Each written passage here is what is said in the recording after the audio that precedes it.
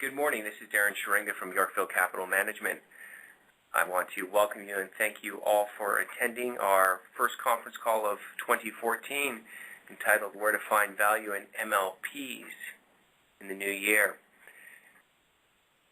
Joining me on today's call will be Len Edelstein, Jim Hugg, and Will Hershey. A brief update prior to beginning the call on one of the trends that we see in the industry going forward. One is we see more institutional investment in MLPs, and we see more international investors coming into the MLP asset class as well. Both institutional investors in the U.S. as well as international investors have almost no exposure to MLPs currently. And what's been interesting in the trend which has led to MLP growth currently, and if you read our most recent MLP beat, you'll see that the asset class based on market capitalization, total market capitalization of all master limited partnerships reached $475 billion at the end of last year.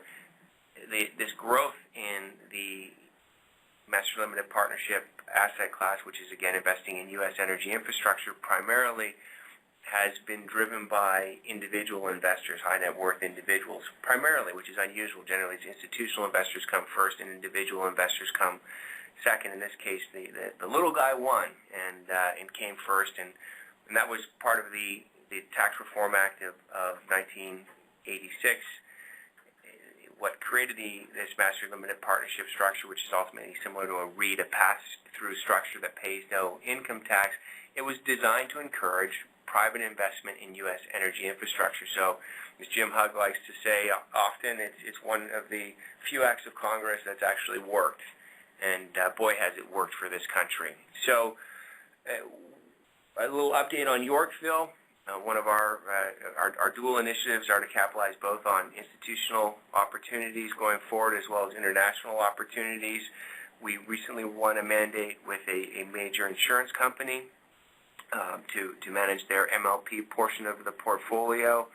We're working on a joint venture to hire a group of individuals that are focused on U.S. pension funds and consultancies to go after this opportunity in the U.S., and we're looking to launch funds globally again in 2014 as we did in 2012 in Europe.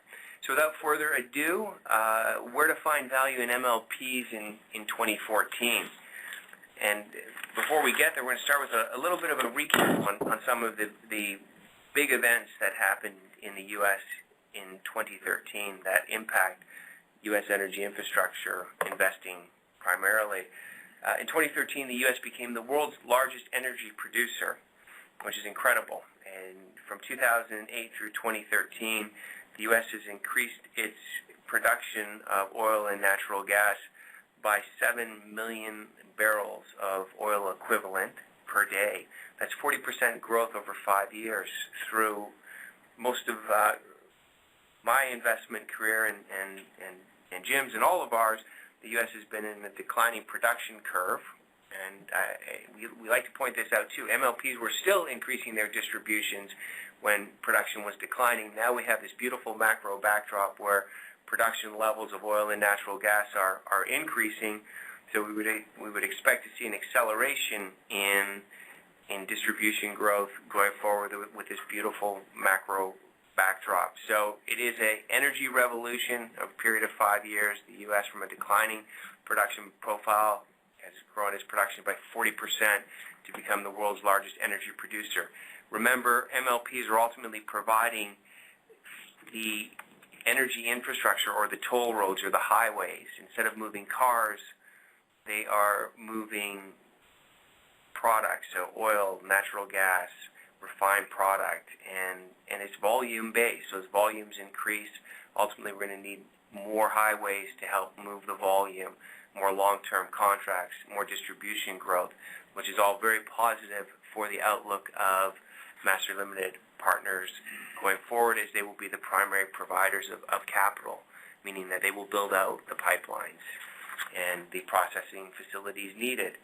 In 2013, a question that we were often asked by investors was, what happens to MLPs in a rising interest rate environment? And it's a good question because most investors are initially attracted to the asset class due to high current income. And that is a high current income is similar to what you get from a high yield bond. And I think at that point the similarities end because high yield bonds pay a fixed amount of income or coupon on an annual basis. MLPs, on the other hand, are equities. These are growth stocks or growth companies, and distributions are growing over time. So it's not a fixed payment, although it offers high income like high yield, it is offering growth of distributions over time, and I'd like to add stability and growth of distributions over time. So what you find is and we did this analysis last year in response to the questions that we were getting from our clients as well as prospective investors in our strategies. What happens in rising interest rate environments? And so the slide that's in front of you right now, we looked at the last 6 periods where the 10-year Treasury yield was increasing, and on the left axis you can see the increases in yield, and between September 93 and 94 we had a 2.5% increase in the yield on the 10-year Treasury. That was the only period, as you can see, that little red dot or green dot, MLPs were down 13.4% in that period. Every other period since then, September 98 through January 2000, 03 through 06, 08 through 10, 10 through 11, and now in 2013, every other period, master limited partnerships have increased. The price, the total return in a rising interest rate environment is measured by rising yields on the 10-year Treasury.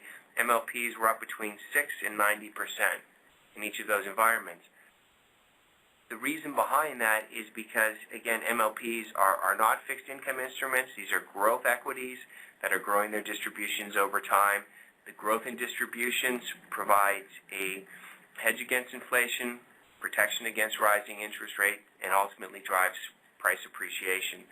So, as you can see again, 2013, the interest rate almost increased by from 1.8% at the beginning of 2013, ending the year on the 10-year Treasury up around 3%, and MLPs last year were up 28.6%.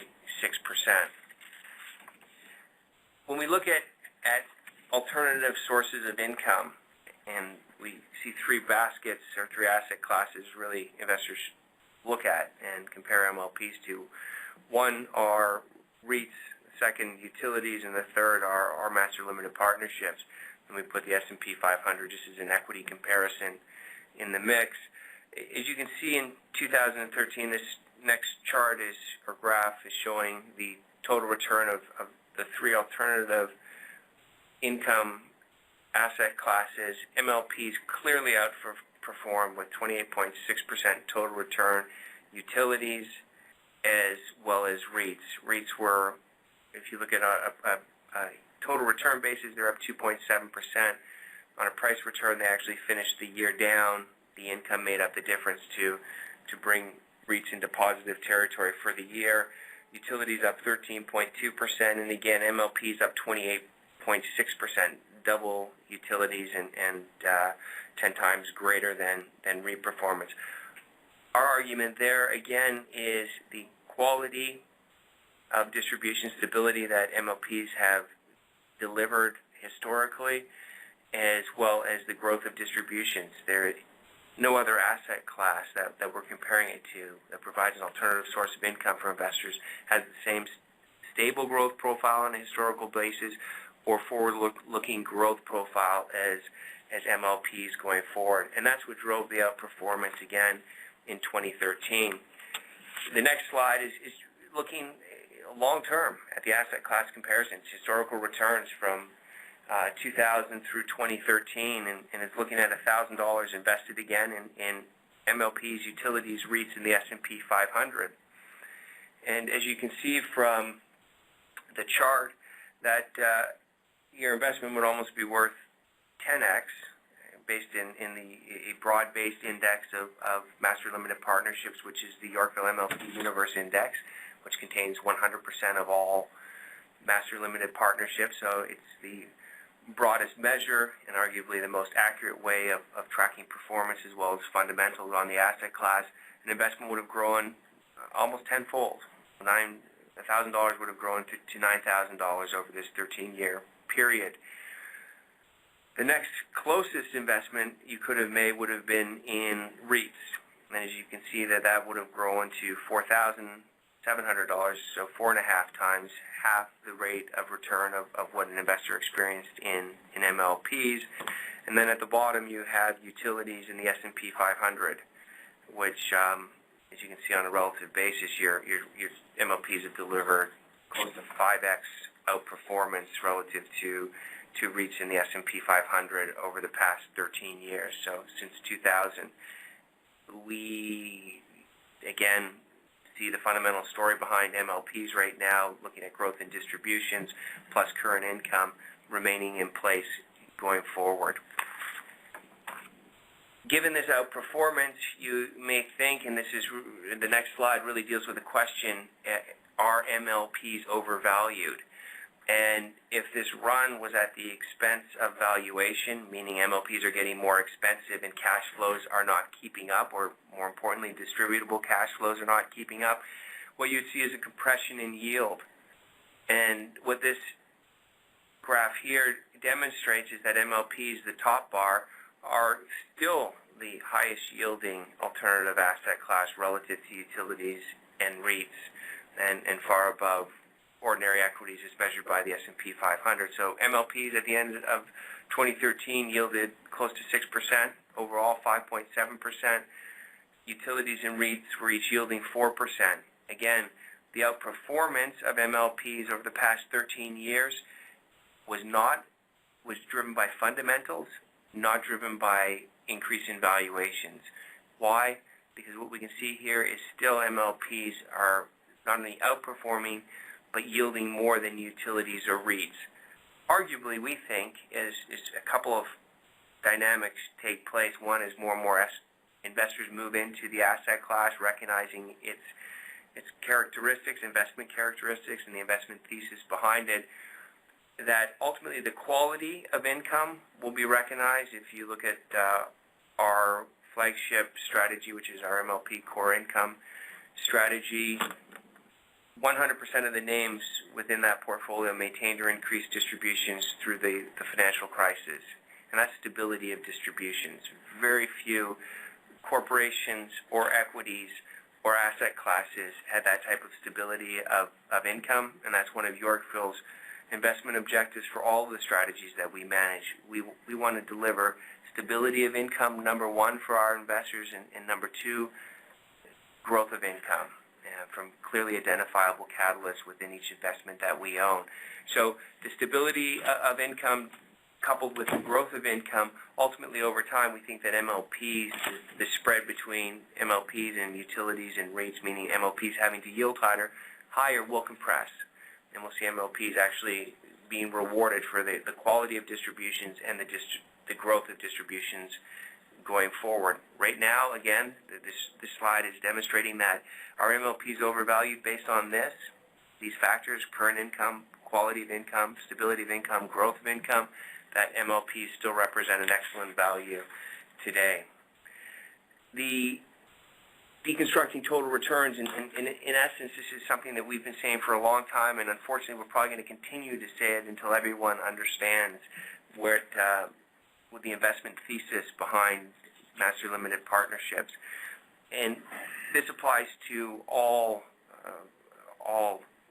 investments. You look at your current income plus growth of income equals, plus price appreciation equals total return. To simplify it, in a back of the envelope calculation, when we try to look at where growth is going to come from within the asset class and what the return potential is going forward, we look at current income plus the growth of income that a partnership promises to give us a total return outlook.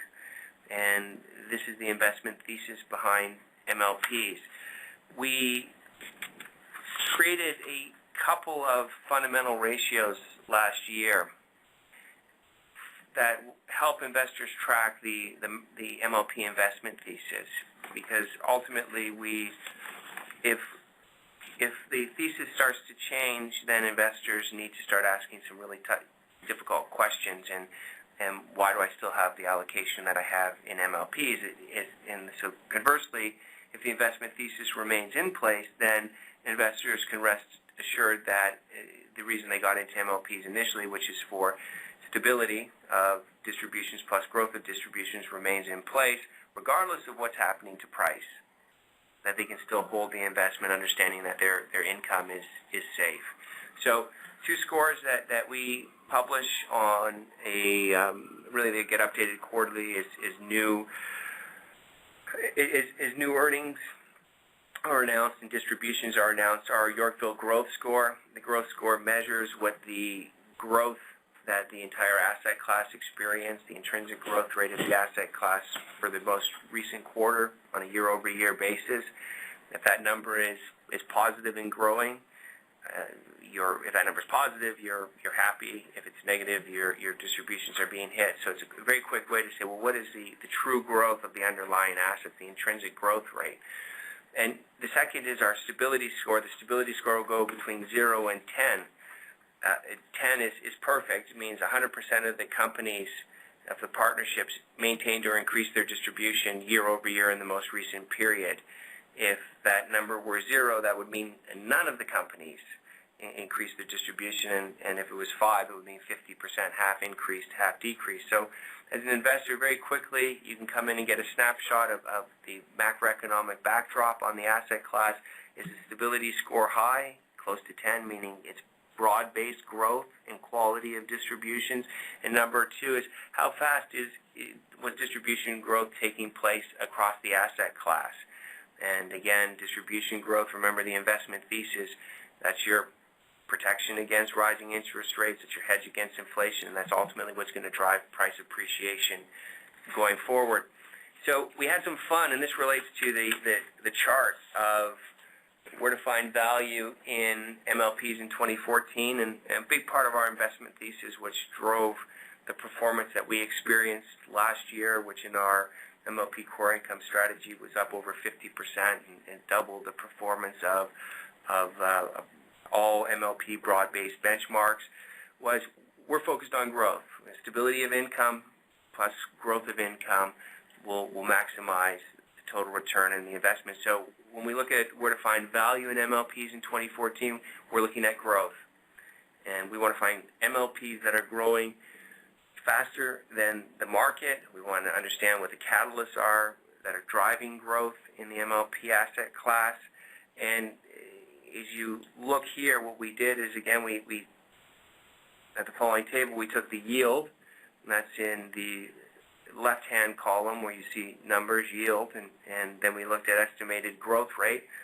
We took street estimates across the entire, each sector, and then we added yield plus estimated growth rates, which we went through that equation earlier to come up with an implied return. So this is a back-of-the-envelope calculation, and then it's ranked according to implied return for 2014.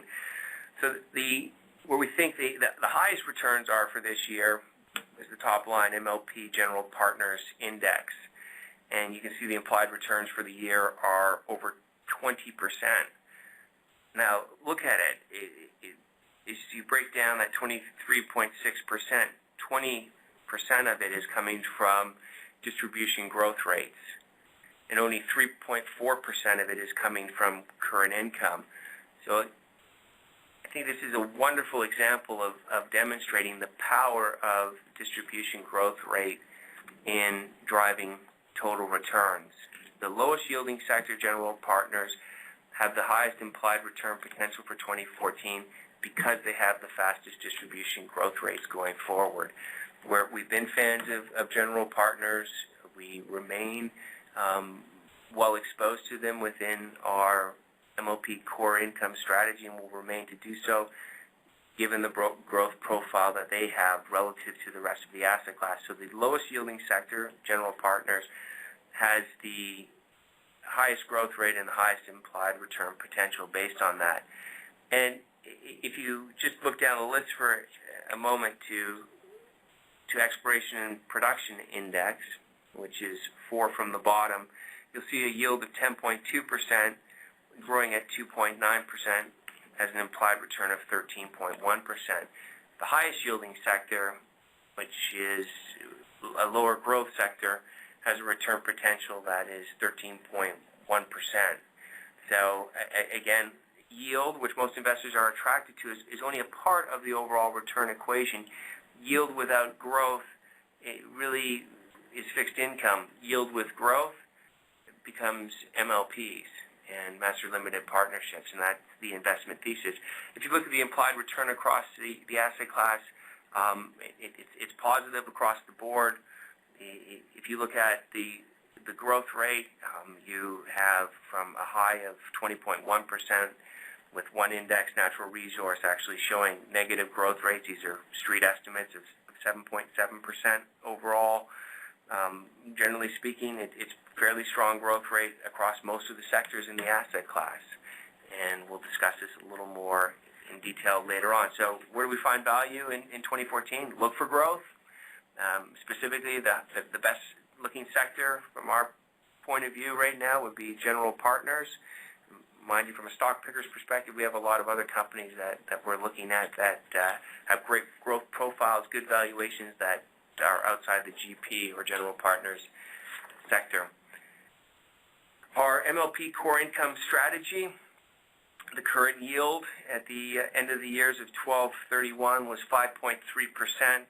That's in line with the Yorkville MLP Universe Index. Again, this index we call the Universe Index for a reason. It contains 100% of all master limited partnerships. It tracks fundamentals as well as performance. It was yielding 5.7%. At 5.3%, we had inline current income.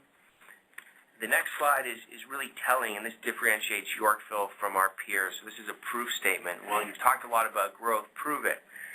The MLPC, which is our MLP core income strategy, the average growth rate in the fourth quarter was 15.1% of the names in our portfolio, relative to the, again, MLP Universe Index average of 7%. So our portfolio was delivering 2 times the amount of distribution growth year over year that the MLP Universe was. And to put that in perspective, there is something called a rule of 72. You take 72 divided by whatever your return is, and in this case 15. It tells you how quickly your assets will double, whatever result is. So 75 divided by 15, 5 times 15 equals 75. So every 5 years, your income would double, growing at 15%. So this is extremely powerful, the growth of distributions. And if you use the same math, the rule of 72, 72 divided by 7, well, that's 10. On average, your income will double every 10 years within the broad-based MLP index. I'm sure most of us wish in our business career our income doubled every 10 years. It would be wonderful. In 20 years, it would have quadrupled. So the broad-based index in MLP asset class provides nice distribution growth. Our knowledge of the index, of the asset class, and focus on investing in U.S. energy infrastructure through MLPs, we're able to identify partnerships with catalysts for much greater growth than the broad market. And what you see is we're not only focused on growth. Remember, our investment objective is twofold. It's stability of distributions, number one, as this next slide shows. We want to make sure that, like 2008, if we have a market disruption where there's principal depreciation across the asset class, which will happen because MLPs are although they're infrastructure investments with long-term contracts not tied to cyclicality of market cycles or commodity cycles, they are tied to market sentiment to a good degree. So we want to have stability of distributions, number one, so that at a minimum your cash flow is safe. And again, we can't guarantee everyone, but that's our primary investment objective. Don't invest in MLPs that are going to cut their distributions. And 2, invest in MLPs that have clearly identifiable catalysts for future distribution growth, 15% versus 7%. Consistency of distribution growth across our portfolio, 73% increased their distributions. 20% maintain their distributions on a year-over-year basis, and 7%, it's not applicable because they did not have year-over-year comparisons. So what we're looking at is 100% of the names within our portfolio maintained or increased their distributions year-over-year, and they grew them at 15% year-over-year rate of growth rate on average. What does that translate into? Current income, over 5%, near 5.5% plus 15% growth rates. What you saw in the MLP core income strategy here for the year, the middle bar chart was up 58.6%. That compares favorably with the MLP Universe Index, which was up 28%. So our MLP core income strategy doubled the performance of the broader benchmark.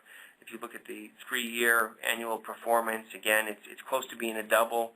Every year over 3 years, we've delivered 30% per annum over the past 3 years versus 15.9% for MLPs in general. And on the quarter to date, we're up 15.4%. Giving a little look ahead in the first quarter, we've put together our preliminary numbers. Jim, what was the performance for January? I think we were up 2.7%. 2.7%. Preliminary numbers. Yeah. So January, we're continuing the trend. When the markets were down significantly in January, energy stocks even more so, over 5%. We delivered over 2%, a little shy of 3% growth rate in the first quarter. So we see a lot of opportunities as stock pickers in the market going forward that we're very excited about, that offer tremendous upside potential based on growth of distributions. And I'm going to open it up now to Q&A. So although I made the formal comments, Jim, Len, Will all be participating in the questions. And we have a couple that have come in while I've been speaking. So and if you do have an additional question, please feel free. Just press *1 on your keypad, and it should allow you to propose any additional questions. So with that, we will go through the questions that Darren has while we go through our necessary disclaimers here. I'd like to make a few quick comments. Please, Len. Yeah, a lot of people are questioning what's going on in the markets these days. And I think we need to look back over the last 13 years, really. And you have shown in the slides that, of course, the market crash of 2008 was devastating to everything. What happened during that period, and it's on your slide number 4, during 2008, during the crash, the MLP price values were down 40% in line with the entire market. In 2009, the MLPs were up 74%. What happened was there was just panic dumping in 2008 of everything that was owned, and there was no liquidity in the markets. Secondly, I want to reiterate slide 6, which shows the MLPs over a 13-year period, including the crash, and the phenomenal returns of over 9 times your initial investment. And lastly, something that's not on the slides, last week we had the privilege to take part in a lengthy conference call with one of the top consulting firms in the United States in energy. They've done an in-depth study, and their conclusion is that over the next 12 years, investments in the infrastructure for energy in the United States will be $890 billion, a little short of $1 trillion. And the beneficiaries of almost all of that investing will be the master limited partnerships. And of course, from the master limited partnerships, we will be the beneficiaries from increased distributable cash flow and increased distributions as well. Finito. thank you, Len. You actually covered a couple of the questions that had come through from investors, so that's wonderful. Will, what are we looking at? I know in the slide we covered where we're going to find value in 2014 and talking about growth rate of distributions. What are we looking at overall for distribution growth rates across the asset class in 2014? Sure.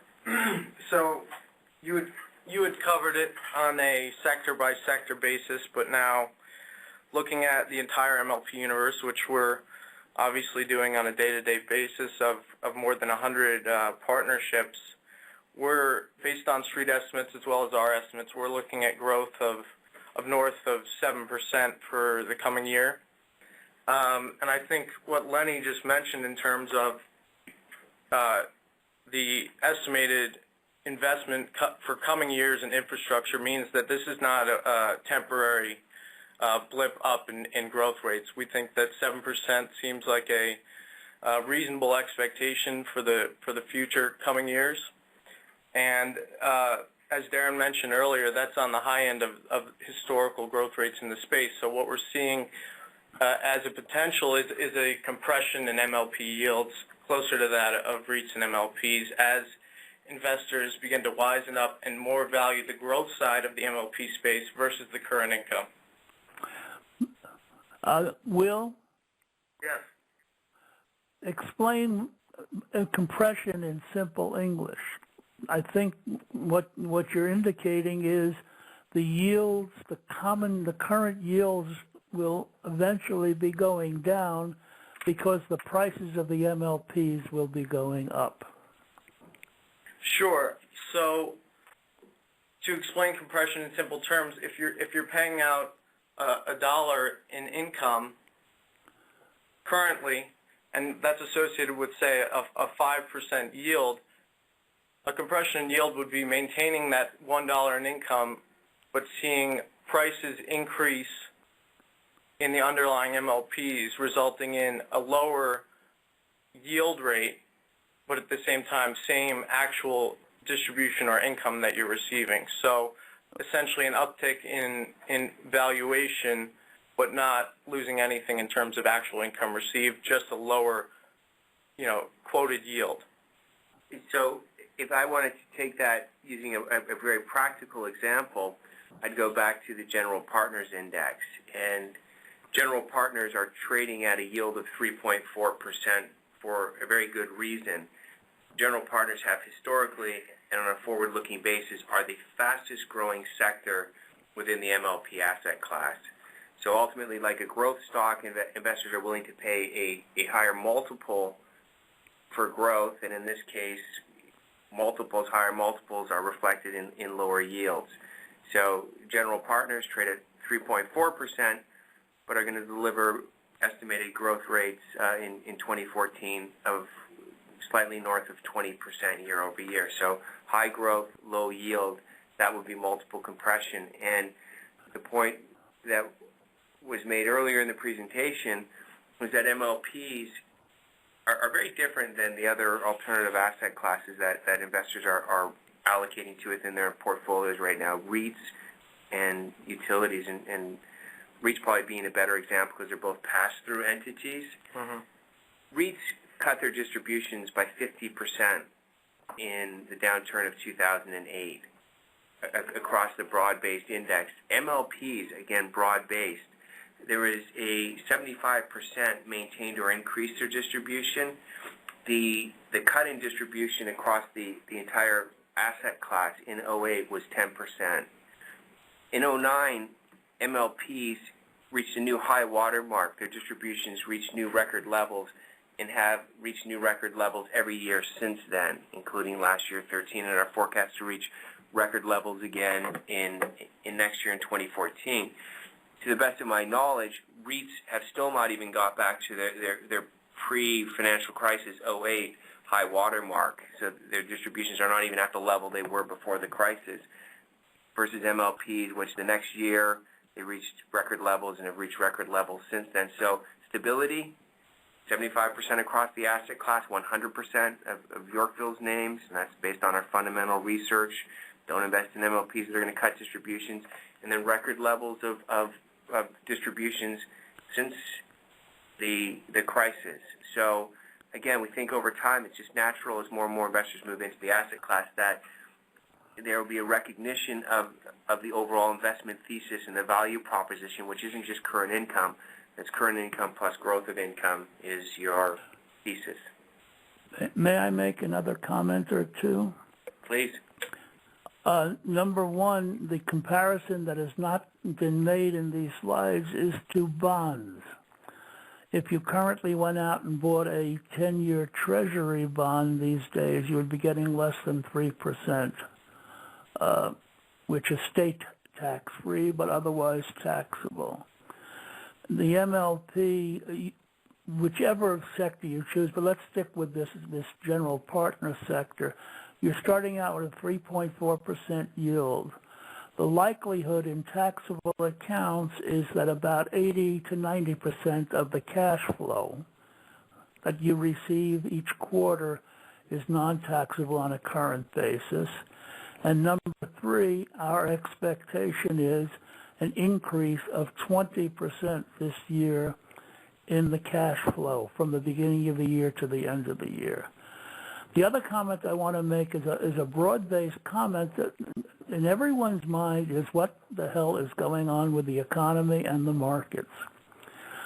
And to simplify things a great deal, there's obviously a tremendous amount of nervousness with what the Fed will do. Will they tighten? How high will yields go? Will bonds get slaughtered, which is a fair chance? And what's happening with the economy and how the Fed's activity affects the economy. Our economy is not booming, as we all well know, and the world economy is not booming. So the question arises, what happens if our economy continues to either stumble along, sometimes called stagflation or stagnation, or doesn't respond in any meaningful way? Then we look at what is essentially the purpose of the MLP sector. And the way I've described it in the past is that these are the arteries and veins of the economic body of the United States of America. Now, it might be true that if the economy goes into a tailspin, there'll be less demand for energy, but that's only on the margins. The simple fact is our country could not, or any modern country, could not function for 5 seconds without oil and gas and the various derivatives of oil and gas where we need them, when we need them. And that is the function of the MLPs. Len, you know, another interesting comparison, which I don't think investors ultimately make when we look at growth in distributions, and it relates to yield again, and that is if we stay with general partners and you look at 3.4% current yield and with growth of 20%, if the price stayed flat over a 3-year period, so there was no price appreciation, they just stayed flat and kept increasing their distributions by 20% per annum, in 3 years, that 3.4% yield based on a 20% growth rate per year would equal 6.8%. So not too wretched, not too wretched. No, that's the power of growth. So growth ultimately, because these are income investments, growth means growth in income, and that's the power of growth. So 3 years at 20%, right. 3.4% yield becomes 6.8% yield. I think that's an important comment to make because you look at investors in the MLP space generally pulling up a ticker on their machine, looking at the headline yield, not paying too much attention to the growth rate, while they may not realize investing in something like a general partner allows for even greater amount of income. Forget about price appreciation, greater amount of income a few years down the line. And that, I think, tends to be lost a bit amongst retail investors, and that's where we like to think that we can find those names that are going to grow. And let me add something else. I'm sorry, Will. I wanted to add one other thing which has not come up in our conversations, which is when investors and analysts look at to try to determine what the dangers are for the MLP sector.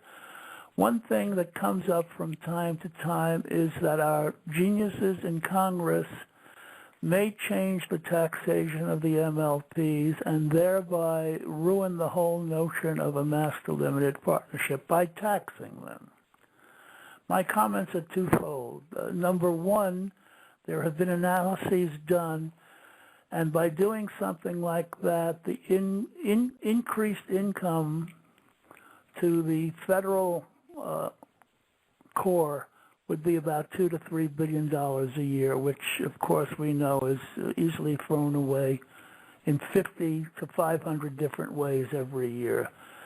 Secondly, the most important aspect, aside from what lawyers like to call the de minimis value of taxing MLPs, is there are probably 25 to 30 states in which the MLPs function and pay taxes. Each state has 2 senators and numerous congressmen. These people are fully aware of the importance of the MLP sector for the energy resurgence in the United States, and the likelihood of their doing something against the MLP sector is just about nil. So there are no, as far as I can tell, there are no great dangers out there. This is one of the lesser dangers which has been referred to from time to time, but as I've made pretty clear, I think the chance of these being taxed is just about nil. Yeah, it's a good point, or several good points that Lenny brought up, and just to mention a couple of other reasons why we are pretty confident as one can be about politics in general and about legislation that possibly could come out of Washington. There's something that's rattling around now in the Senate and I believe in the House as well, called the Parity Act. And what the Parity Act, which was initially proposed by Chris Combs, the junior senator from Delaware, and I believe Lisa Murkowski, the Republican senator from Alaska, would allow renewables, solar, wind, biomass, and all that good stuff, to have the same standing or the same tax status that the fossil fuel MLPs have. And I should think that the people that we've talked to at the MLPs, that we follow, they say fine. And what this means from a political standpoint is, and we like to use the word, political insurance, is that this would take some of the wind out of the environmentalists and the Greens out there that the fossil fuels and MLPs have an unfair advantage if this legislation passes, which I see no reason why it shouldn't.